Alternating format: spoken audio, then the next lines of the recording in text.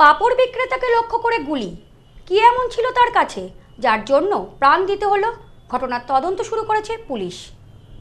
মালদাহে কয়েক ঘন্টার ব্যবধানে দুটি গুলি চালানোর ঘটনায় তোলপাড় এলাকা। মঙ্গলবার সকালে এক তৃণমূল কর্মীর গুলিবিদ্ধ দেহ উদ্ধার হয়, আর রাতে এক পাঁপড় বিক্রেতাকে গুলি করে খুনের অভিযোগ ওঠে। ঘটনায় চাঞ্চল্য গোটা এলাকায়। জানা গেছে, মৃত পাঁপড় বিক্রেতার নাম আজহার আলী। তার বয়স আনুমানিক 55 বছর। তার বাড়ি কালিয়াচক থানার ফতেখানিতে। মালদাহের কালিয়াচক থানার কাশিমনগর এলাকায় তাকে গুলি করে খুন করা হয় বলে দাবি স্থানীয়দের। তবে কি কারণে খুন, সেই প্রশ্ন উঠছে। ইতিমধ্যেই ঘটনা তদন্ত শুরু করেছে পুলিশ। সূত্রের খবর, মঙ্গলবার রাতে একটি মেলায় পাঁপড় বিক্রি করে সাইকেলে বাড়ি ফিরছিলেন আজহার। অভিযোগ, সেই সময় দুষ্কৃতীরা তার পথ আটকায়, গুলি চালায়। মাথায় গুলি লাগে বছর 55 ওই পাঁপড় বিক্রেতার। স্থানীয় সূত্রে জানা গিয়েছে, একটি জলসার অনুষ্ঠান থেকে পাঁপড় বিক্রি করে বাড়ি ফিরছিলেন। অভিযোগ, রাস্তার ধারেই কয়েকজন দুষ্কৃতী ছিল, তারাই ওই ব্যক্তিকে গুলি করে বলে অভিযোগ। তার মাথায় গুলি লাগে। রাস্তাতেই রক্তাক্ত অবস্থায় লুটিয়ে পড়েন আজহার আলী। দুষ্কৃতীরা ওই ব্যক্তির সঙ্গে থাকা টাকা পয়সা ও সাইকেল নিয়ে পালিয়ে যায় বলে জানা গিয়েছে।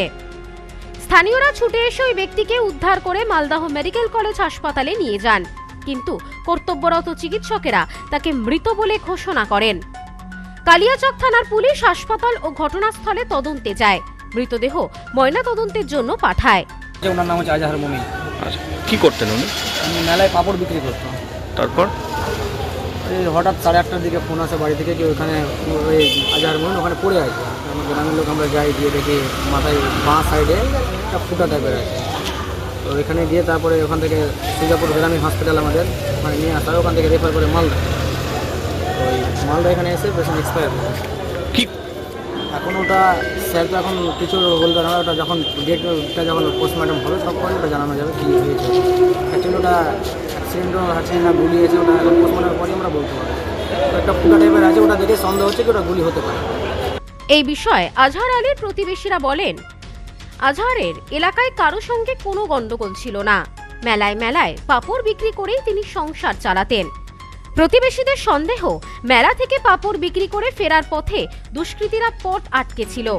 সবকিছু কেড়ে নিয়ে গুলি করে খুন করে আজহারকে। প্রত্যেক মেলাতে যেত, গিয়ে পাপড় উপর বিক্রি করতো, করে নিজের সংসার চালাতো। এরকম যে ঘটনা ঘটবে আমাদের পুরো জালালপুর এই ঘটনার পিছে ভেবে তাল পাচ্ছে না।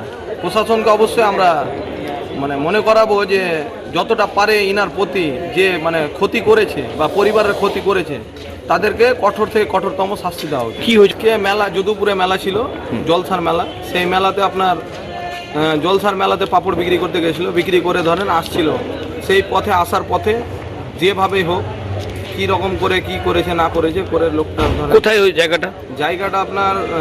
আপনার আমাদের জালালপুর ঈদগাহ যাওয়ার রাস্তা, যে কাশিমনগরের রাস্তা, সেই রাস্তাতে NH 34-এর পাশে উনি মেলা থেকে ফিরছিলেন পাঁপড়।